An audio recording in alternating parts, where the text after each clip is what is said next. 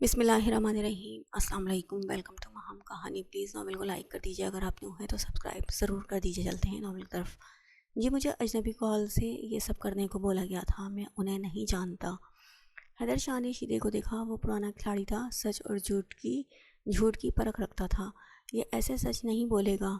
شیدے نے اپنے بندے کو اشارہ کیا تو وہ اسے گھسیٹ کر دوسرے کمرے میں لے گئے، جہاں تشدد کا سامان دیکھ کر اس کی سٹی گم ہوئی تھی۔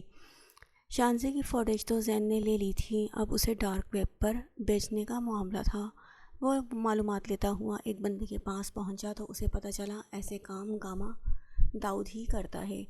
وہ اسی کے توسط سے گامے کو ملا تھا۔ فوٹیج دکھا کر جب اس نے ریٹ لگائی تو زین کے ہوش اڑ گئے تھے۔ وہ بہت بڑی رقم تھی، اگر زین مکمل ویڈیو لاتا تو لاکھوں ملتے۔ باتوں باتوں میں گامے سے اغوا کے لیے پارٹی کا پوچھا تو وہ خود ہی یہ کام کرنے کو راضی ہو گیا تھا۔ گامے نے اسے پیسے اور ویڈیوز لانے کا بول دیا تھا۔ زین کسی سے ادھار کچھ پیسے لے کر آیا تھا۔ شانزے لاکھوں کا مال تھی، اسے یہ سودا برا نہیں لگا تھا، مگر وہ دھر لیا گیا تھا، اور حیدر شاہ کو وہاں دیکھ کر تو اس کی سٹی گم ہو گئی تھی۔ پہلے تو وہ انکار کرنا چاہتا تھا، مگر جس کمرے میں اسے لایا گیا تھا وہاں اس قدر بھیانک تشدد کا سامان تھا کہ زین اسے دیکھ کر ہی ڈر گیا تھا۔ سو اس نے سب سچ بتا دیا تھا انہیں۔ حیدر شاہ کو یقین نہیں آ رہا تھا ان کی بہو کے اغوا میں ان کے گھر کے لوگ ہی انوالو ہیں، لیکن یہ سچ تھا۔ اس کو اتنا مارو کہ اس کے اپنے بھی پہچان نہ پائیں اور یہ چھوٹنے نہ پائے۔ حیدر شاہ نے شیدے کو حکم دیا اور وہاں سے نکل آئے۔ وہ سیدھا گھر پہنچے تھے۔ شانزے کہاں ہیں؟ غصے سے دھاڑے تھے۔ ان کی آواز سن کر بازل اور پریوش بھی کمرے سے نکل آئے تھے، مگر شانزے اپنے کمرے میں نہیں تھی۔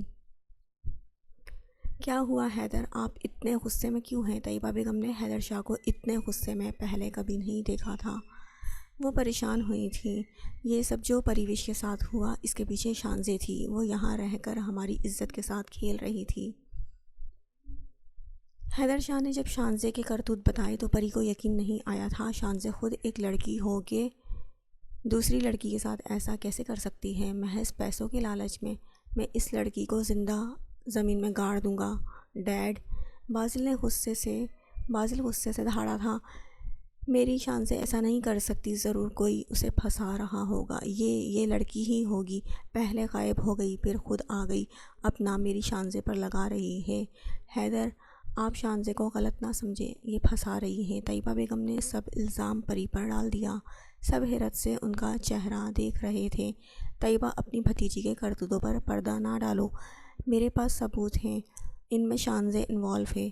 لیکن طیبہ بیگم ماننے پر تیار نہ تھیں۔ وہ پری کو الزام دے رہی تھیں۔ اس سب میں پری بے قصور ہے، اسے الزام دینا بند کرو۔ خدا را، اگر تمہاری بھتیجی کی وجہ سے اسے کچھ ہو جاتا، یا وہ لوگ اسے نقصان پہنچاتے یا اس کی عزت داغدار کرتے، پھر ہم کیا کرتے؟ کبھی تم نے سوچا ہے؟ بس شانزے کے قصور پر پردہ ڈال رہی ہو۔ حیدر صاحب غصے سے بولے تو اب ہمیں کیا معلوم، جیسی گئی تھی ویسی لوٹی بھی ہے یا نہیں؟ بس، بازل کی دہاڑ گونجی تھی۔ پری کی آنکھوں میں اپنی رسوائی پر آنسو آئے تھے۔ اتنی بے عزتی، اس سے پہلے وہ مر کیوں نہیں گئی؟ موم، پری جیسی گئی تھی ویسی ہی لوٹی ہے، مجھے پری کی بات پر یقین ہے۔ پری جھوٹ نہیں بولتی، آپ اس پر تہمت لگانا بند کریں، نہیں تو میں بھول جاؤں گا آپ میری ماں ہیں۔ واہ بیٹا واہ، یعنی صرف اغوا کرنے والوں نے مہمان نوازی کرنے کے لیے اسے اغوا کیا تھا؟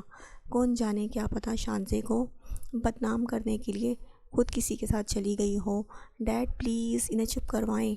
بازل دھاڑا تھا۔ طیبہ، اپنے بڑے ہونے کا ہی لحاظ کر لو، کیا چاہتی ہو یہ چھوٹے بچے تمہارے منہ کو آئیں؟ حیدر شاہ نے کہا تو بازل ہونٹ بھینچ کر رہ گیا تھا۔ تائی امی، میں بالکل پاک دامن ہوں۔ پری کی روتی آواز گونجی تھی۔ پاک دامن؟ میری جان، ہم سب کو یقین ہے وہ ایک حادثہ تھا، تم پریشان نہ ہو۔ بازل تیزی سے پری کے قریب آ کے اس کے چہرے کو اپنے دونوں ہاتھوں میں تھام گیا تھا۔ پری پھٹ پھٹ کے رو گئی تھی۔ اللہ نے تمہیں بچا لیا، یہی کافی ہے۔ اس کو اللہ سزا دے گا، آپ اسے چھوڑ دیں، پریوش نے کہا تو حیدر شاہ کو یقین نہیں آیا کہ جس کے ساتھ اتنا برا ہوا تھا وہ اسے معاف کرنے کا بول رہی تھی۔ جس سے اتنا برا اس کے ساتھ کیا تھا وہ اسے معاف کرنے کا بول رہی تھی۔ دیکھیں، آپ اس پہ بہتان لگا رہی ہیں، اور وہ ابھی بھی شانزے کو شانزے کا بھلا چاہ رہی ہے، اسے بچا رہی ہے، دیکھا اس کا ظرف، سیکھیں اس سے۔ حیدر صاحب طیبہ بیگم کو بولے، ڈیڈ مجھے لگتا ہے شانزے کو ابھی تک سب معلوم ہو گیا ہوگا، وہ ابھی تک اس شہر سے فرار ہو گئی ہوگی۔ میں نے اللہ کی رضا کے لیے اسے معاف کر دیا تھا، تب جب مجھے معلوم بھی نہیں تھا کہ یہ سب کس نے کیا۔ اللہ اپنا انصاف کرے گا، پری نے کہا تو حیدر شاہ گہرا سانس لے کر رہ گئے تھے۔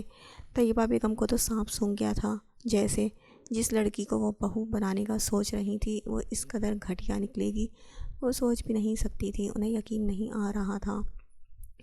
شانزے اس قدر بد کردار نکلے گی، انہوں نے خواب میں بھی نہیں سوچا تھا۔ آپ سب اسے معاف کر دیں، بات باہر نکلے گی تو ہمارے خاندان کی ہی بے عزتی ہوگی۔ بازل نے اس صاف دل لڑکی کو دیکھا تھا جو اب بھی سب کا اچھا ہی سوچ رہی تھی۔ ٹھیک ہے، مگر مجھے وہ آئندہ کبھی نظر نہ آئے۔ میں اس معاملے کو یہیں تمہارے کہنے پر ختم کر رہا ہوں۔ حیدر شاہ نے کہا تو پریویش نے سر ہلا دیا تھا۔ طیبہ بیگم بھی مطمئن ہو گئی تھی۔ شانزے یونیورسٹی میں تھی جب اسے ٹینا کی کال ملی تھی۔ وہ سیدھا ٹینا کے فلیٹ میں آئی تھی جہاں زین بری حالت میں پڑا تھا، اس کے پاؤں تلے زمین نکل گئی تھی۔ زین نے اسے بتا دیا تھا جو ہوا تھا۔ اب میرا کیا ہوگا، اسے اپنی فکر ستانے لگی۔ پتہ نہیں میرا لاکھوں کا نقصان ہو گیا اور مار الگ پڑی۔ شانزے نے گاؤں کال ملائی تھی، وہاں کسی کو کچھ خبر نہیں تھی، وہاں حالات نارمل تھے۔ حیدر شاہ چپ کیسے بیٹھے تھے اسے سمجھ نہیں آئی تھی۔ میں اب گاؤں جاؤں گی۔ ایسے کیسے جاؤں گی؟ میرے پیسے ادا کرو پہلے۔ زین تپا تھا۔ یار میں دے دوں گی، مجھے جلدی چاہیے ہیں، میں نے کسی سے ادھار لیا تھا۔ اب میری حالت جو ہے میں کچھ بھی نہیں کر سکتا، میں اتنی جلدی کہاں سے پیسوں کا بندوبست کروں گی یار۔ ٹینا کے کچھ گاہک ہیں، آج رات تم ان سے ملو اور پیسے لو۔ زین نے کہا تو شانزے بھڑکی، میں ایسا نہیں کر سکتی ہوں، میں کوئی بازارو عورت نہیں ہوں۔ اچھا، پھر میرے ساتھ کیا کرتی تھی؟ وہ بھی تو ایک بازارو عورت کرتی ہے کہ شوہر کے علاوہ دوسرے مرد کے ساتھ جسمانی تعلق قائم کرتی ہے۔ ہاں، وہ کیا ہے؟ زین بھڑکا تھا۔ زین دیکھو، میں صرف تمہارے ساتھ ریلیشن میں آئی ہوں، لیکن ایسی عورت نہیں ہوں۔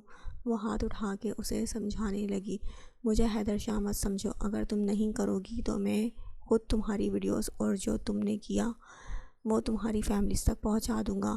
میری جو ویڈیوز ہیں وہ فیس کے بغیر ہیں، کوئی تم پر یقین نہیں کرے گا۔ شانزے نے کہا تو زین خباثت سے ہنسا تھا، ان کی بات نہیں کر رہا میں۔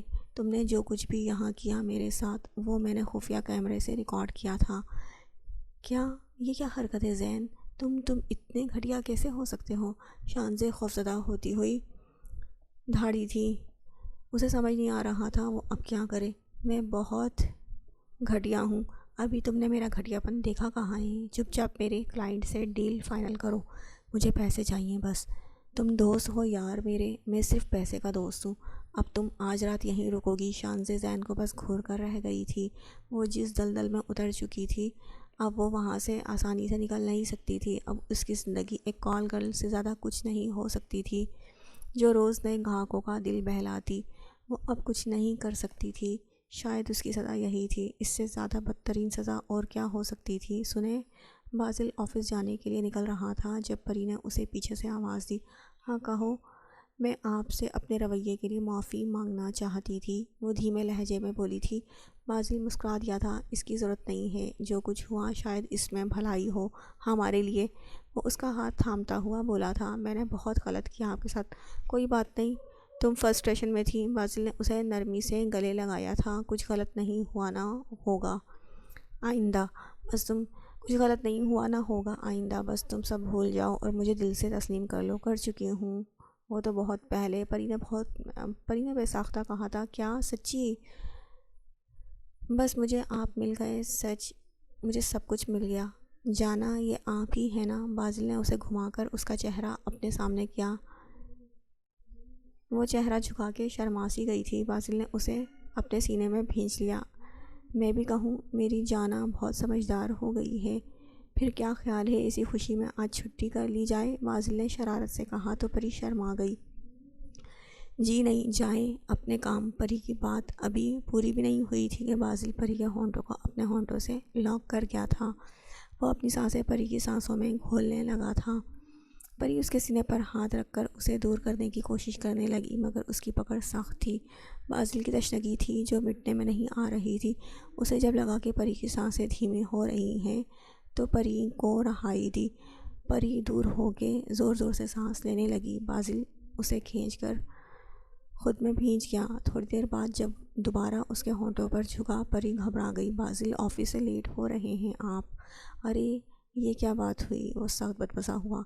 کیا جانا، آپ بھی نا اچھی باتیں رات میں بھی کر سکتی تھی۔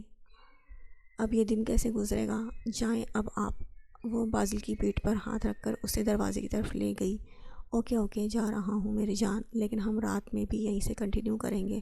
بازل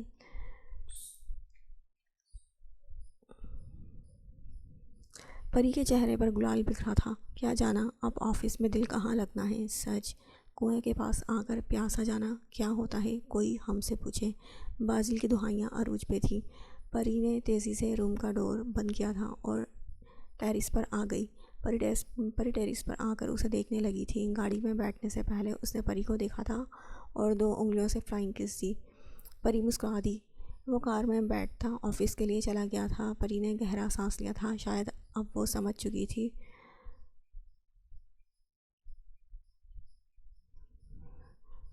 اپنائے بغیر دکھ نہیں بانٹے جا سکتے، نہ ہی قبول کیے بغیر زندگی گزاری جا سکتی ہے۔ بازل اس کا شوہر تھا، اور ایسا شوہر شاید اس کی نیکی کا ہی کوئی صلہ تھا۔ وہ اپنے کمرے میں لوٹ آئی تھی۔ اسے بازل کا انتظار کرنا تھا اب۔ شاید آنے والی رات جنون قربت کی خوبصورت رات تھی۔ وہ اپنا سب کچھ بازل پر نچھاور کر دینا چاہتی تھی۔ ایسے ہی زندگی خوبصورت ہونی تھی، ایسے ہی وہ جینا چاہتی تھی، ساری عمر بازل کی محبت بھری جنون قربت کی بارشوں میں بھیگتی ہوئی۔ ادھر شانزے ایک گناہوں کی دلدل میں پھنس چکی تھی۔ روز اسے اپنا جسم فروخت کرنا ہوتا تھا۔ وہ واپس پلٹ نہیں سکتی تھی کہ گناہوں کے راستوں سے واپسی بہت مشکل ہوتی ہے۔ اس کو اپنی ویڈیوز کا سر عام آنے سے خطرہ تھا، اور وہ زین کے ہاتھوں کٹ پتلی بنی ہوئی تھی۔ جو اس نے پری کے لیے سوچا، آج وہ اس کے ساتھ ہو رہا تھا، اور وہ بے بس تھی، اپنے گناہوں میں نادم اور شرمسار تھی۔ مگر ابھی سزا ختم نہیں ہوئی تھی۔ ختم شد